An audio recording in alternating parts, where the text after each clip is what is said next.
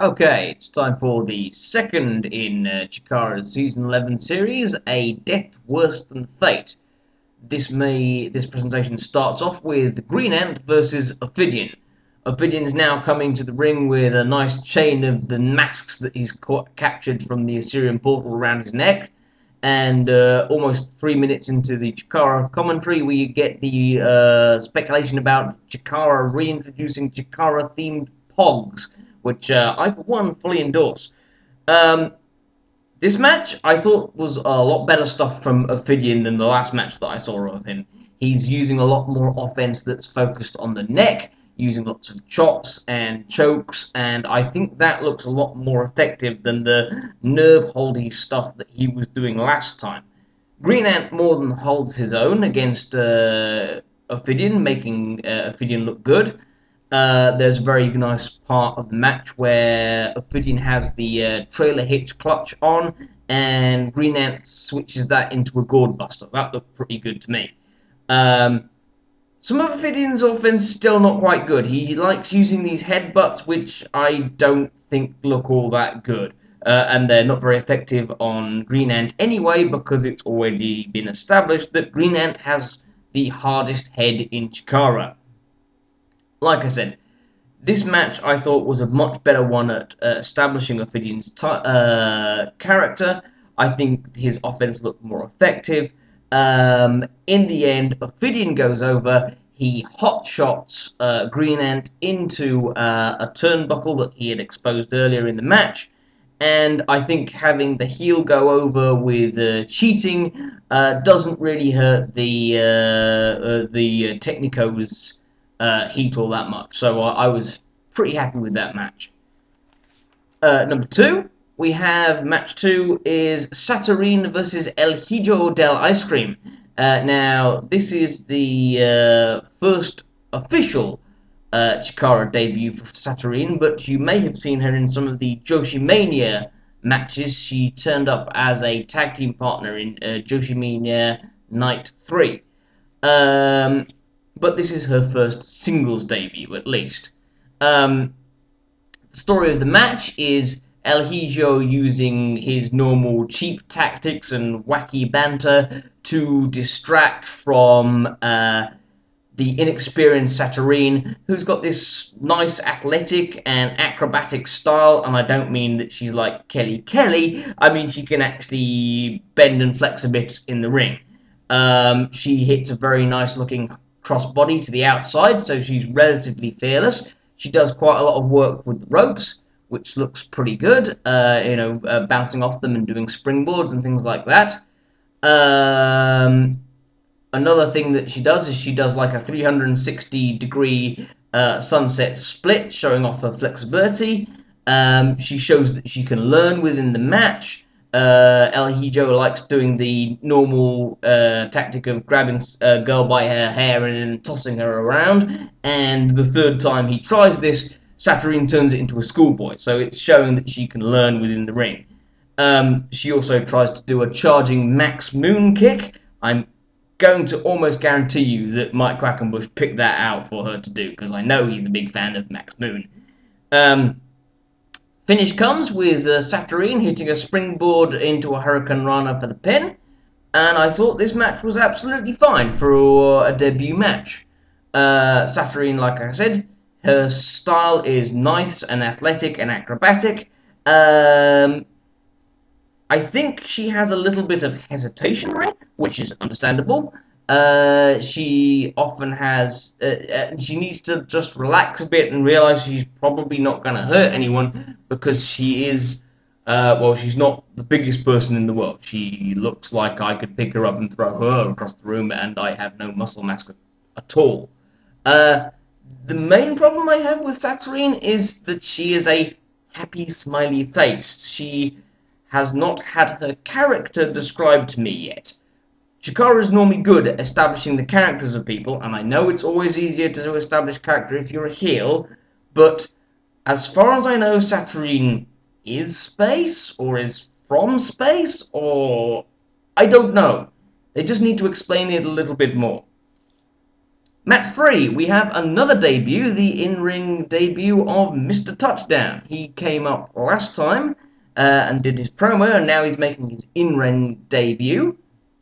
So it will be Mr. Touchdown and Dasher Hatfield representing the Throwbacks versus the colony of Fire Ant and Soldier Ant. Focusing again on the debuting star, Mr. Touchdown, the first thing that you'll notice is that he's pretty built for a Chikara wrestler. He looks like a proper professional wrestler in the terms of the amount of muscle mass that he carries to the ring. But he's still pretty agile. He's got a nice vertical leap on him. At one point he does this backflip into a shoulder charge, which looks really quite nice. The fans have really taken to him. They're chanting nerds, nerds, nerds as he comes in. It's really nice. The story of the match is that there is some miscommunication between Dasher Hatfield and Mr. Touchdown. So it's sort of like seeing the experienced and more relaxed or less aggressive veteran teamed up with a young go-getting rookie who's slightly too aggressive, and Mr. Touchdown doesn't really understand all of Dasher Hatfield's baseball gimmicks. And normally I don't like tag teams that have that miscommunication thing going on. It's always what Vince Russo likes to do. But in this case, I think it makes some kind of sense. Particular things that I quite liked. There was a very nice tope by Fire Ant. Ants go marching to Dasher. Like I said, Mr. Touchdown mows down both of the ants with a shoulder charge, showing off his strength and power.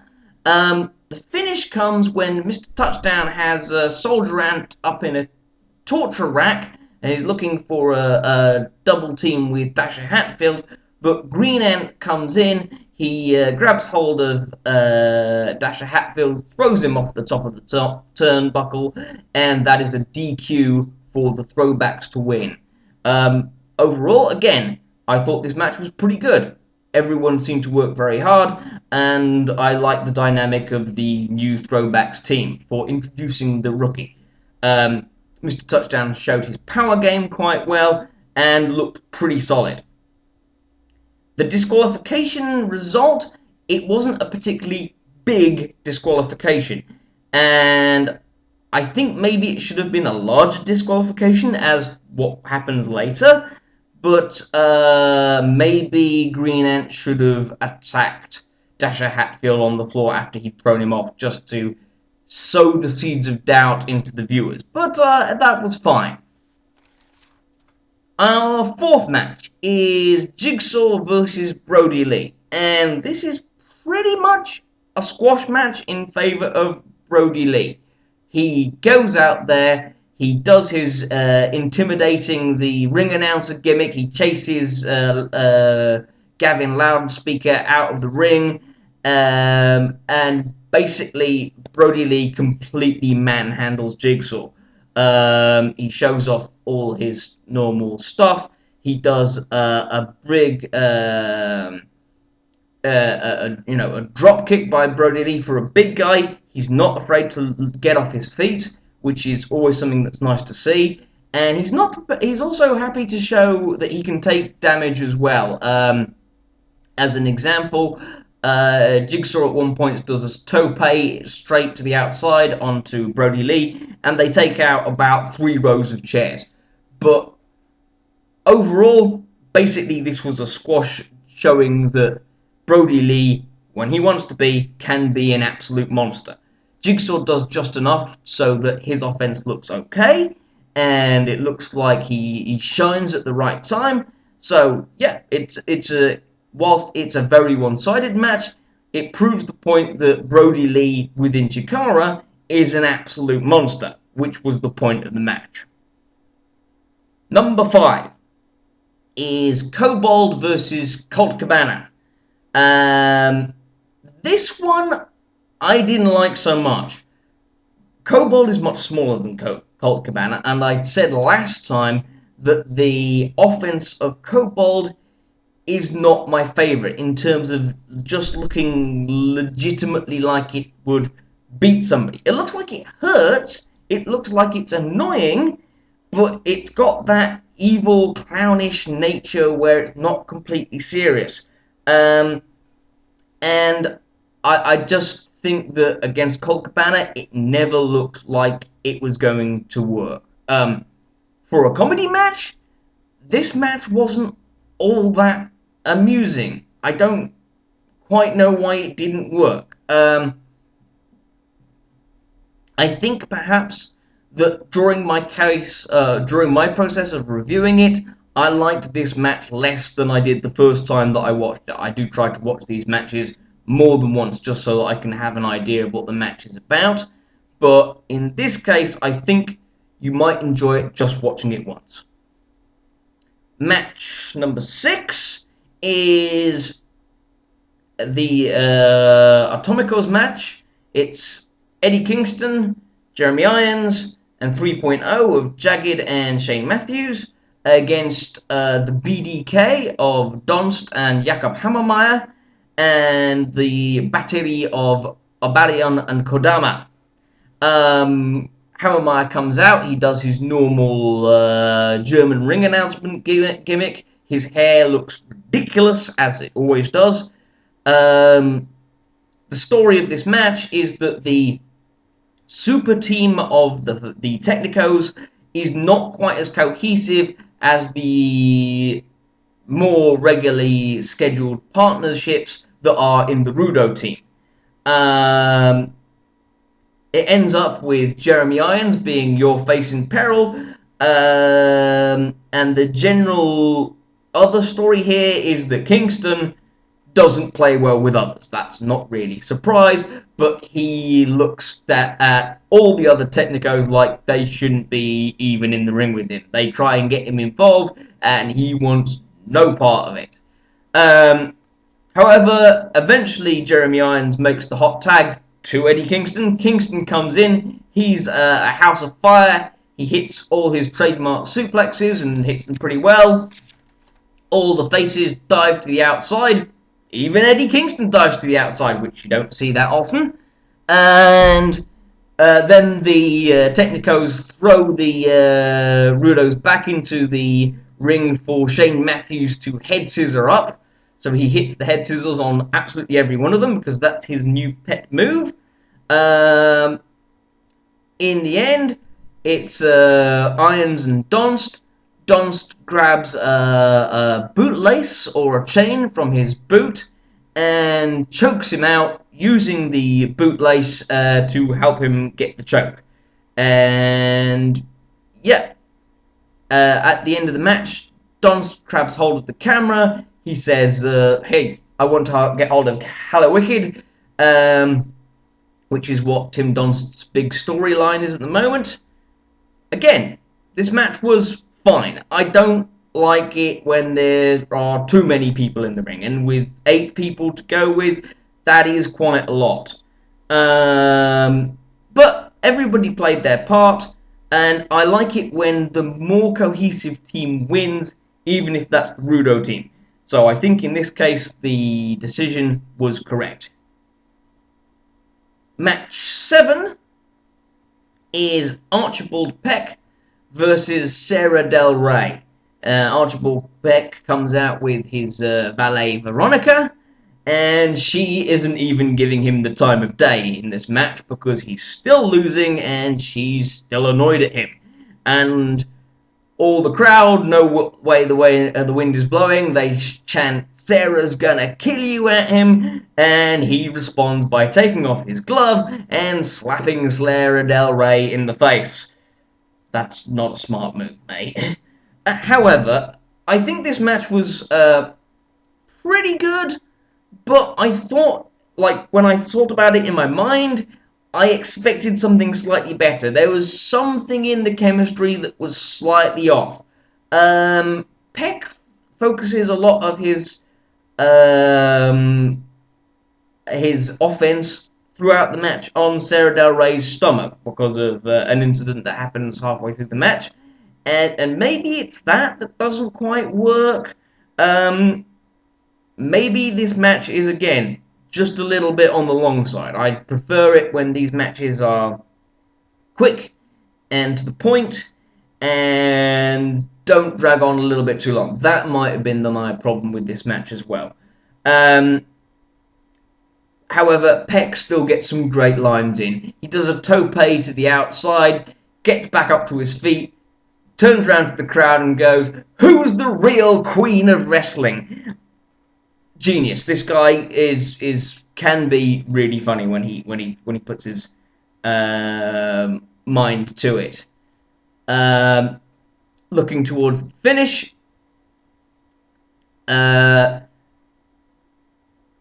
Peck has Sarah Del Rey in the corner. He calls for Veronica to come in so that she can throw her baton to him. However, whilst he does get it, that distracts Bryce Remsburg, who's the referee. Sarah Del Rey realizes that Veronica is in the ring. She gives her the capo kick. And then whilst Peck is distracted by the fact that his valet just got taken out, he eats the capo kick again. Sarah Del Rey locks in the butterfly lock. Peck tries to break it, and he's almost out when Sarah Del Rey headbutts him a couple of times, locks it back in, and Archibald Peck taps out.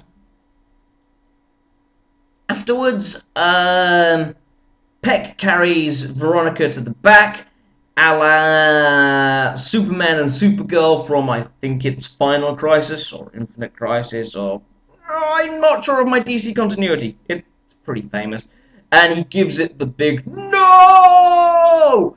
Again, he is more, he has a side of ham coming from him every time.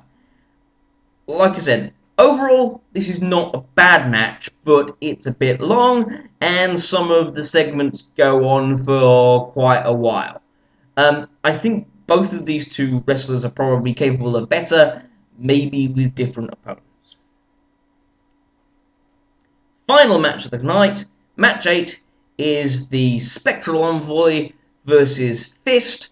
So that will be Ultramantis Black and Hallowicked versus, well, you'd think it would be Chuck Taylor and Johnny Gargano, but Johnny Gargano is out injured. They invoke the Freebirds rule, and it will be Icarus substituting for him. We start with a promo with Ultramantis Black saying that he's been around for 10 years and he's never actually won a championship. However, Hallowicked has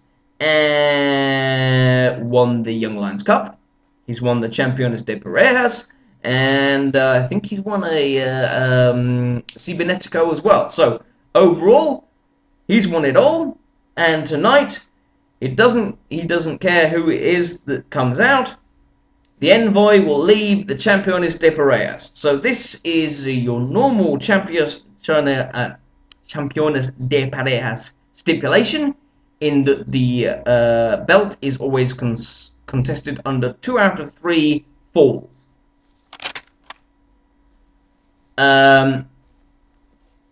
We start off with a normal bit of wrestling, and I have to point out this time Tim Donst is on commentary, and he's really putting over his feud with Hallowicked, but he's putting it over a lot, and it starts to detract from the actual match. Anyway, so we get a Doomsday device by the Spectral Envoy. Looked pretty good, but that only gets a 2. Icarus slingshots Hallowicked into his own corner. That didn't look so good. It was a bit sloppy. Taylor heals it up. He starts biting people. Headless Horseman by Wicked? Nope. It's disrupted by Taylor. He hands Icarus some talc powder into the face of Hallowicked's mask, and that's a roll-up for the first fall. Icarus gets it for the 3 count. And that leads to the second fall, with Hallowicked being blinded because he's got his little eye masks in his mask, and he's got powder in him and he can't see. So Fist spend a lot of time ganging up on him. Makes sense. Taylor tries a moonsault, doesn't work. Icarus tries a sleeper. That doesn't work. Eventually, Mantis gets the hot tag. He is your House of Fire. Mantis driver. By Mantis. He's thrown off by Icarus. But Hallowicked comes in. He hits the big boot. And he gets a 3 count to even up the score to 1-1. Final fall starts with a finisher buffet. Soul Food is tried by Taylor. It's turned into the Rydeen Bomb by Hallowicked. That gets 2.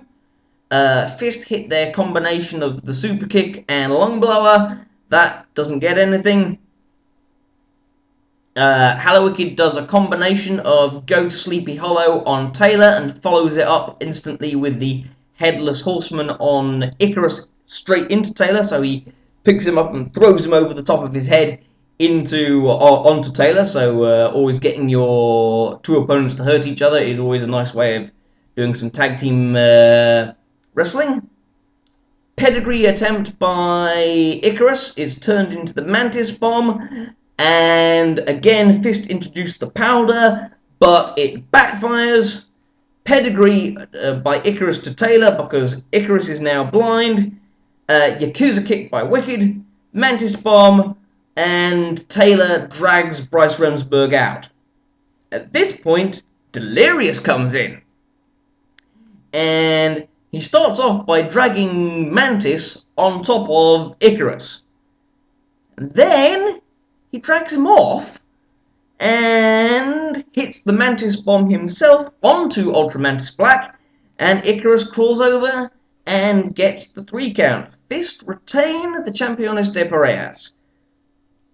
This match was pretty good. I'm going to say it suffered a lot because of the commentary. Tim Donst doesn't shut up. And I know he's meant to be a jerk, and I praised him for wrestling like a jerk, but commentating on the main event like a jerk isn't all that good. It's worth noting that that is the 2nd time that Delirious has cost Ultra Mantis Black the Championes de Parejas. The first time was when he was up against the BDK, and the BDK subverted Delirious, Ultra Mantis' mind control of Delirious. Now Delirious isn't being mind controlled on and is taking revenge against Ultra Mantis Black. Overall, this match was pretty good. And I think this card was very good as well. One match that I didn't like, which was the Kobold versus Colt Cabana. And like I said, it probably only bears one watch. One match that I thought could have been a bit better, which was Sarah Del Rey versus Archibald Peck. But most of the rest of this card is absolutely fine. For $10, yeah, I'd give it a go. Thanks very much for watching.